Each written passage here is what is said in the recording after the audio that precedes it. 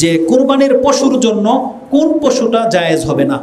এই চারটা বড় বড় রোগ, চারটা বড় বড় ত্রুটি আছে।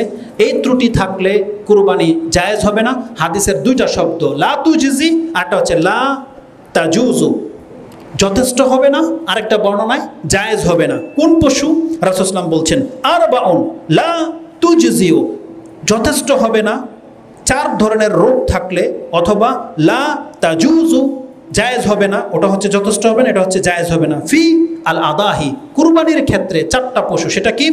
আল আওরাউ আল বাইয়ানু আওয়ারুহা, এমন কানা যেটা স্পষ্ট দেখা যাচ্ছে যে চোখে দেখে না, গরু অন্ধ বা কানা, এক চোখ নাই, এরকমের গরু কুরবানি করা জায়েজ হবে না।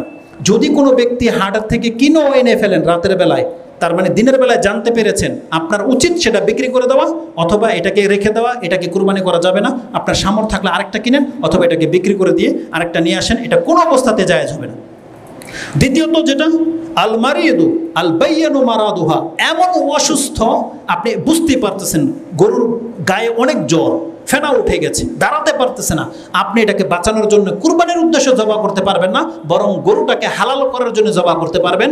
মানে ঈদের আগে যখন জানবেন এটা মরে যাবে একটু পরে, তার আগে জবাই করে নেন যাতে এটা নষ্ট না হয়, কিন্তু কুরবানির জন্য জায়েজ হবে না এমন অসুস্থ গরু। তৃতীয় রোগ হচ্ছে ওয়াল আরজাউ আল বাইয়ানু জালুহা, এমন খোরা যে একটা পা একেবারে অকেজু, পা একেবারে অকেজু, এমন রোগ হয়েছে যেটা হাঁটতে পারে না বা প্যারালাইসিস একটা পা, এই ধরনের গরু কুরবানি পশু কুরবানি করা যাবে না।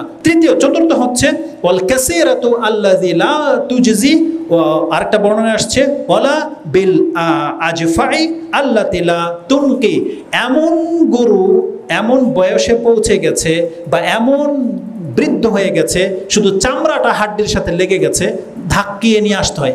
আমাদের ভাষায় একটা বলে ট্যাং গরু, কি বলে? ট্যাং। এটা চলবে না।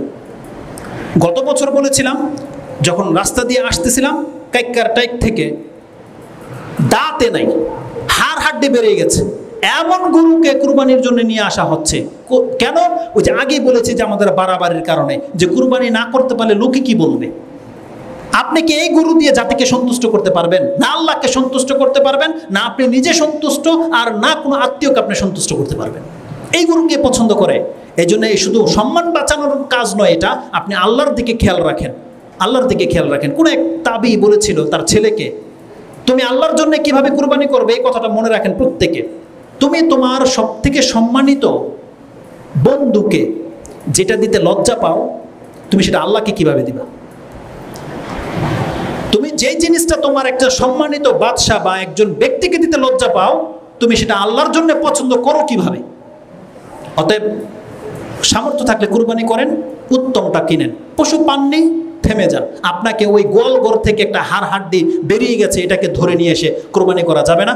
ইমাম আবু দাউদ রাহিমাহুল্লাহ হাদিসটাকে কোট করেছেন। তিরমিজিতে আপনি হাদিসটি পাবেন। হাদিস হচ্ছে 3144 এবং 1417। এটা ছিল সর্বশেষ হাদিস।